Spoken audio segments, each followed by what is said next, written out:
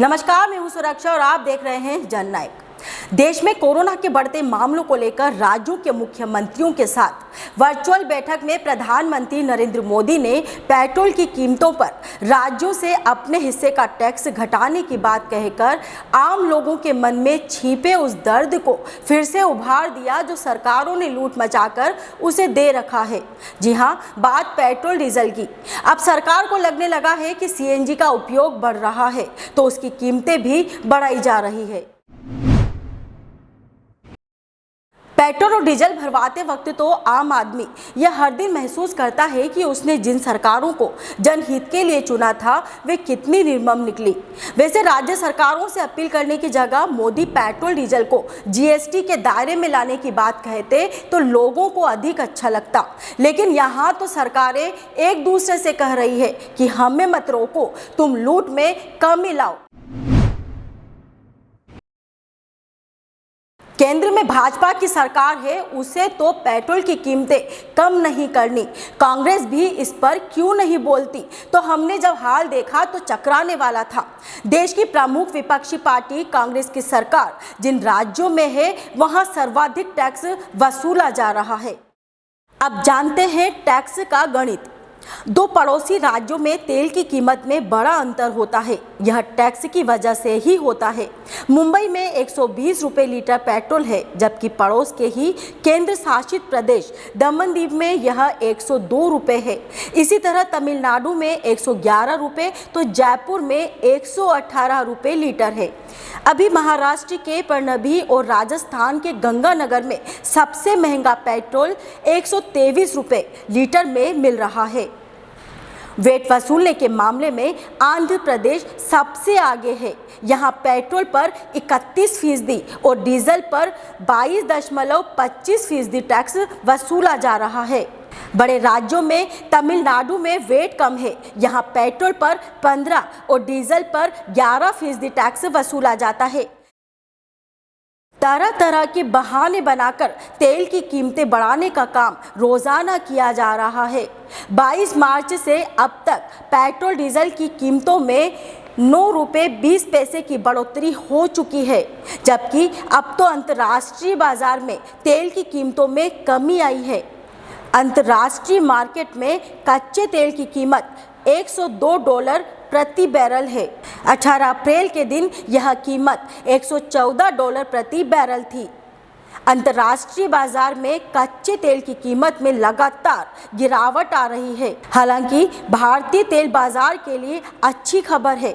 दरअसल भारत अपनी ज़रूरतों का 85% तेल विदेशों से आयात करता है।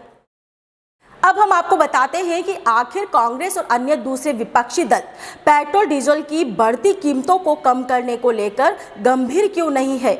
उसका कारण भी यह टैक्स ही है। बीजेपी शासित राज्यों जैसे उत्तर प्रदेश और गुजरात में पेट्रोल पर 16 रुपये 50 पैसे और 16 रुपये 56 पैसे तक की वसूली की जा रही है। वहीं आंध्र प्रदेश और महाराष्ट्र जैसे गैर बीजेपी राज्य में पेट्रोल पर 31 से 32 रुपये तक टैक्स वसूला जा रहा है। राजस्थान भी कम नहीं है। हमारे यहाँ भी जमकर टैक्स वसूली की जा रही है। कोटा में भी लोगों में पेट्रोल की कीमतों को लेकर खासा गुस्सा है।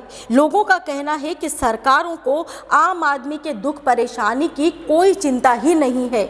ऐसे में जबकि लॉकडाउन के बाद लोग किसी तरह से अपने काम धंधों को खड़ा करने की तैयारी कर रही है, वहीं सरकारें लूटने में जुटी हुई है।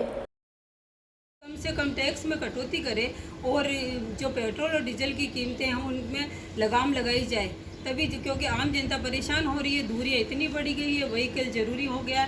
इसलिए मैं चाहती हूँ कि ज़्यादा से ज़्यादा इस तरफ ध्यान दिया जाए और पेट्रोल और डीजल और गैस की कीमतों में कटौती करी जाए। सर अभी राशन पानी के साथ साथ पेट्रोल का भी खर्चा निकलना पड़ रहा है, तो मतलब आधा ज़्यादा पूंजी उसमें ही जा रही है सर। और सरकारें अगर ऐसे ही जो मतलब ऐसे लगाती रहेगी बहाने तो कैसे चलेगा? सरकार को सतर्क होना बहुत ज़रूरी है। आज पेट्रोल की कीमतें राजस्थान में आसमान को छू रही हैं, महाराष्ट्र में आसमान को छू रही हैं। राजस्थान में आज पेट्रोल 117 रुपये है, महाराष्ट्र में 120 रुपये है। वहीं यूपी में कई जगह मुख्यमंत्रियों ने अपने अपने राज्यों में छूट देते हुए पेट्रोल डीजल की कीमतों में आम जनता को राहत प्रदान करते हुए टैक्स कम करते हुए रेटें कम कर रखी हैं। मोदी जी का कथन सही है कि भाई सभी राज्यों के मुख्यमंत्री आम जनता को राहत देते हुए टैक्स में कमी करके डीजल पेट्रोल की रेटों में कमी कर सकते हैं। आम लोगों की इतनी तकलीफ के बाद भी लोकसभा में केंद्रीय मंत्री हरदीप पुरी ने कहा था कि भारत में ईंधन की कीमतों में बढ़ोतरी अन्य देशों की तुलना में बेहद कम है।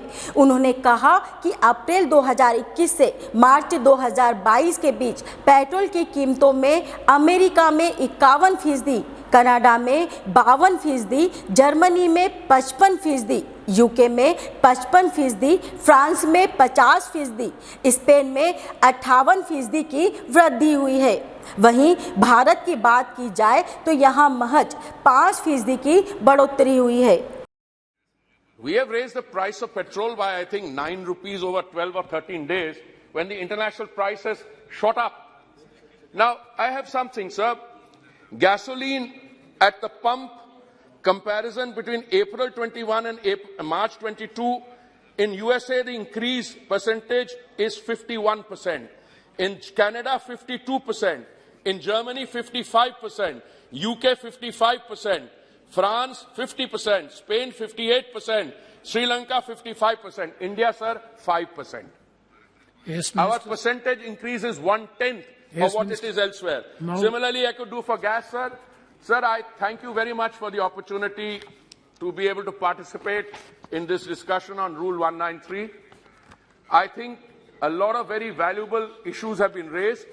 I'm sure my other colleagues, when they participate, and particularly the External Affairs Minister, he will be able to respond to some of the issues on why and with what degree of success.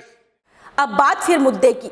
बेहतर होगा राजनीतिक बयानबाजी करने के केंद्र और राज्य सरकारों को पेट्रोल और डीजल के दामों को जीएसटी के दायरे में लाने के प्रयास करने चाहिए। सरकारें आम लोगों से अत्यधिक टैक्स वसूलने की जगह अपने अनाप शनाप खर्च कम करें और लोगों को राहत दें।